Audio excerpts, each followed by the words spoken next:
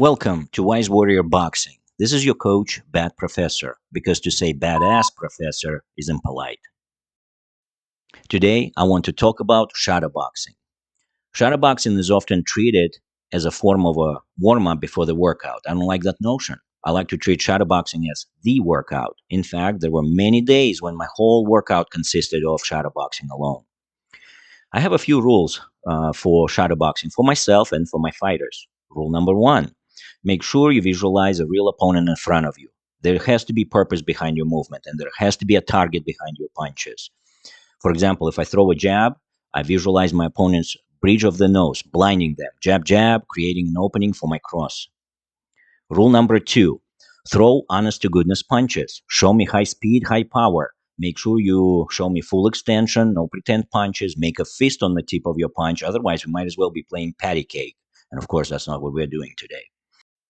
Rule number three. I call this one having more than one thing cooking at all times. If your first dish didn't work out, you have a backup on the back burner. In boxing, you could be cooking three dishes. You could be throwing punches or offense. You could be defending, or you could be moving. I require my fighters to keep two out of three things going at all times. This way, you learn complex moves, transitions between offense to defense, and vice versa, moving away or towards your opponent, etc. It makes you harder to predict and harder to deal with overall. This type of shadowboxing also teaches us how to recover punches. In real fight, when you miss big, it's dangerous. You're out of place, out of position. You could eat a counter. Shadowboxing will teach you how to recover punches when there is nothing on the tip of it, how to bring your hands back, put your feet back in the position, and get out of the way. This round, I focused on high volume of punches. That was my goal.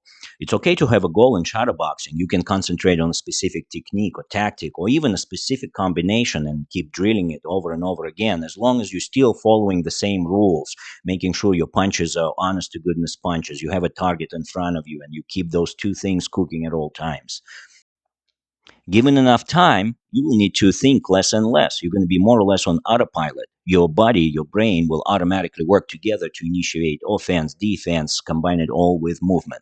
As you're fighting, you have an opponent, they will give up specific looks, specific clues. Your brain is going to automatically pick up on those and initiate evasive maneuver, followed by a beautiful counter, for example. That's where I believe a real power is of that type of training.